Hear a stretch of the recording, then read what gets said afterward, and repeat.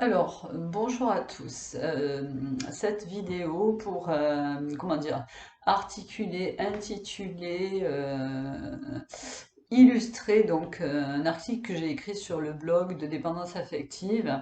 J'ai écrit comment reprendre le pouvoir. Alors déjà, d'entrée de jeu, la dépendance affective, ça remplit les salles d'attente de thérapeutes. Donc déculpabiliser, vous n'êtes pas le premier, vous n'êtes pas la première. Donc globalement, qu'est-ce que je vais vous dire? Globalement, comment est-ce qu'on reprend le pouvoir?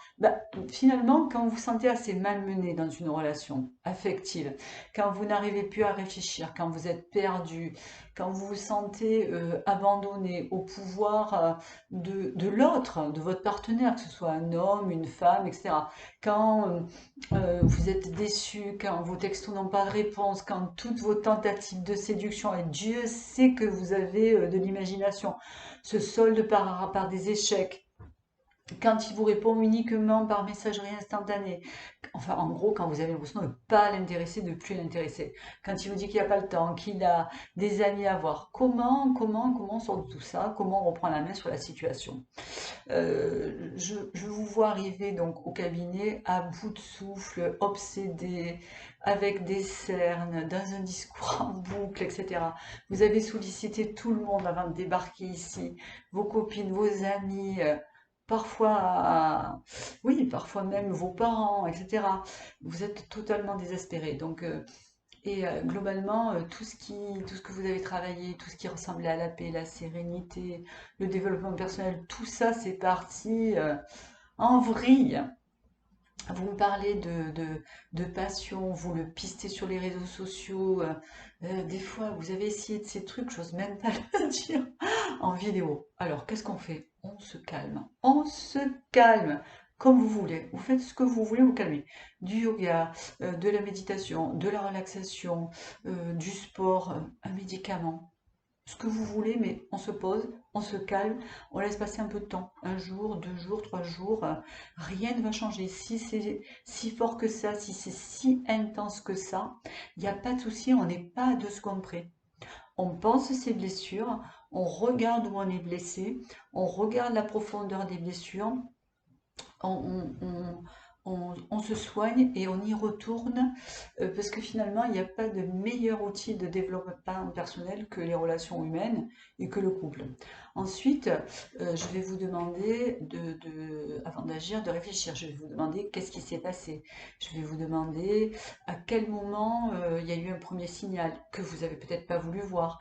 Quand est-ce que ça a bifurqué de l'ange au démon? C'est quoi l'étape que vous avez zappé? Quand est-ce que, je sais pas, mais quand est-ce que vous lui avez pas répondu? Comment vous auriez pu réagir différemment? Quand est-ce qu'il y a eu cette inversion de pouvoir? Quand est-ce qu'il a pris le pouvoir? Quand est-ce que le piège s'est refermé sur vous, quoi? Ensuite, ensuite, pour faire vivre un amour, il va falloir sortir de la peur. Ça veut dire quoi sortir de la peur? Sortir du rapport de force qui s'est instauré. J'appellerai pas, il appellera pas, je textoterai pas, il textotera pas, ou le contraire avec le il ou le elle. S'autoriser donc à appeler ou à textoter.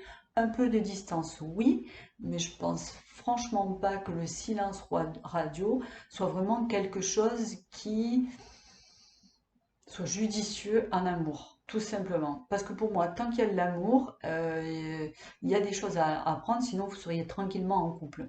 Qu'est-ce que vous faites de la peur? Vous la traversez. Si c'était votre meilleur ami qui vous répondait pas, vous téléphoneriez, vous diriez Franck, j'ai pas de réponse, qu'est-ce qui se passe, etc. Je sais pas, moi, tu n'as pas le Covid, etc. Donc, si c'était votre sœur, vous lui diriez, bon, écoute, on boude, là, tu en arrêtes d'être fâché, tout, s'il te plaît, réponds-moi, et tout, etc. Vous voyez ce que je veux dire?